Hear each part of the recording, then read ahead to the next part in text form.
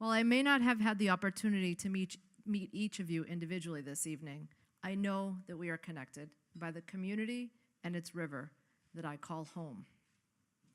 Home heating fuel, road salt, fruits and vegetables in your local grocery store.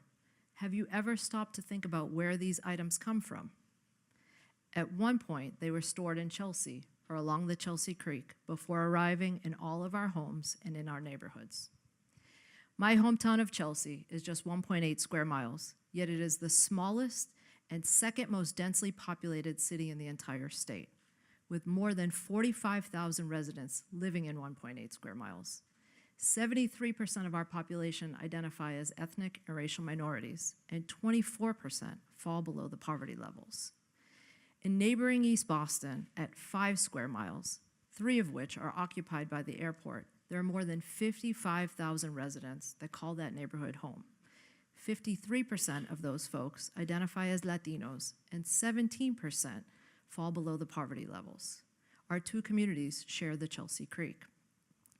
GreenRoots is a resident-led organization working to engage the most impacted and vulnerable residents, to empower them to become strong and vocal leaders, and to implement innovative campaigns and projects so that together we see a tangible difference in our environment, our public health, and our quality of life. The communities surrounding the Chelsea Creek provide some of the greatest regional benefits while shouldering the burdens of air, land, noise, and water pollution by the very industrial activity that also blocks us from our own waterfront. 100% of the jet fuel that's used at Logan Airport is stored in tanks along the Chelsea Creek. 70 to 80% of the region's heating fuel is also stored in tanks along the Chelsea Creek. More than 400,000 tons of road salt that is used throughout 350 cities and towns in New England also calls the Chelsea Creek home. Chelsea is also home to the single largest privately owned produce distribution center in the nation. This center provides produce for all of New England, some mid-Atlantic states, and some southern Canadian states. And we see thousands of truck trips going to and from that produce center every single day. Massachusetts, despite its progressive reputation, has some of the most profound racial and class disparities with regard to the citing of unequal exposure to environmental hazards. In 2016, the Center for Effective Democracy named Massachusetts, graded Massachusetts, and just one other state, an F, a failing grade, an F, for locating environmental injustices next to low-income communities and communities of color. Chelsea and East Boston have some of the worst public health statistics in the state.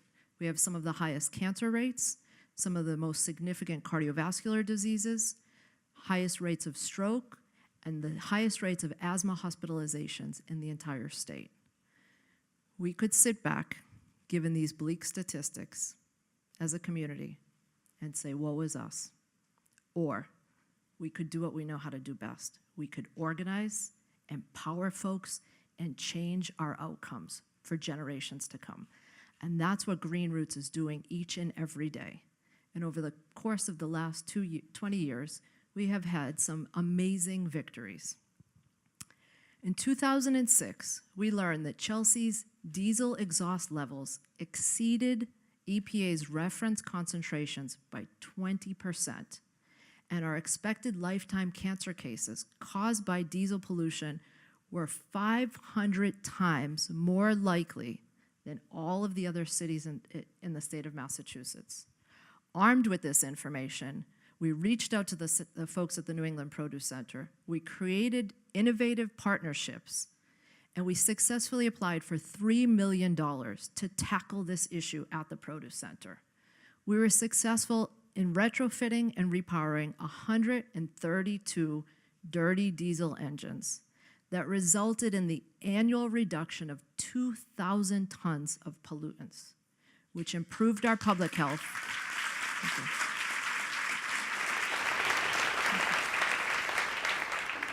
This improved our public health, our quality of life, and it reduced healthcare costs for hundreds in our community. How many of you have heard of Cape Wind? The very same proponent who was proposing clean, renewable energy for Nantucket was proposing a dirty diesel power plant for the banks of the Chelsea Creek, an environmental justice community right across from Chelsea's only elementary school complex. When GreenRoots got wind of this proposal, we did what we know how to do best. We organized the community. We started letter writing campaigns. We took every tactic from the community organizers' playbook. We participated in public permitting processes. We wrote letters. We met with them. We negotiated. We fought. We protested. And ultimately, we were successful in stopping this egregious proposal from happening on the banks of the Chelsea Creek. And now today,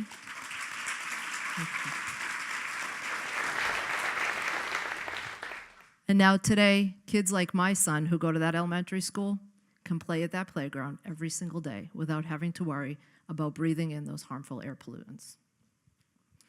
Chelsea residents might be, and East Boston residents might be some of the most vulnerable and impacted, but we're also some of the most knowledgeable. And we have a long-term vision for the future of our waterfront and what we'd like it to become.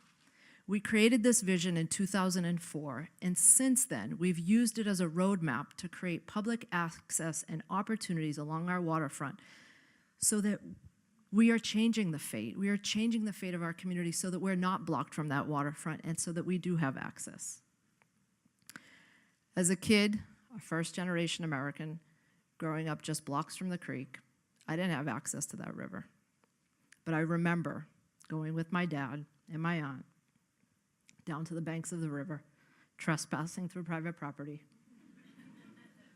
just to get to the water's edge.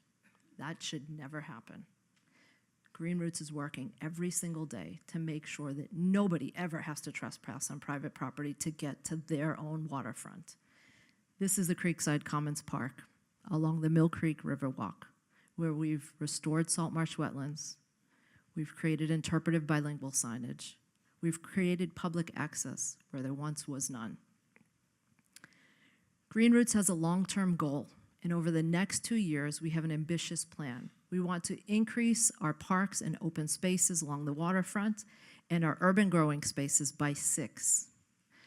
That takes a commitment of staff. We'd like to increase our staff from 14 to 23, including new community organizers and youth organizers, as well as 2 key administrative personnel. And we know that that will result in a doubling of the number of active and engaged residents and resident leaders who are leading and fulfilling this work plan. This will take quite an investment of $3 million. But these funds are helping us to make an equitable community, to reverse years of discrimination, and to create replicable models that can be used throughout the entire nation. This is Stephanie and Brandon. They are 2 young people who are members of our eco crew. They're in your audience right here tonight. Stand up, guys.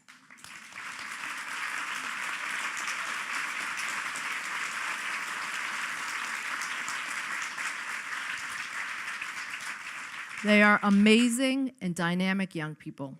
And just like me, they started as teenagers with a commitment to make a difference in our community. You may not know them, but I hope you take the time to meet them tonight because you are connected with them just as much as you are with me. Thank you so much for your time and consideration.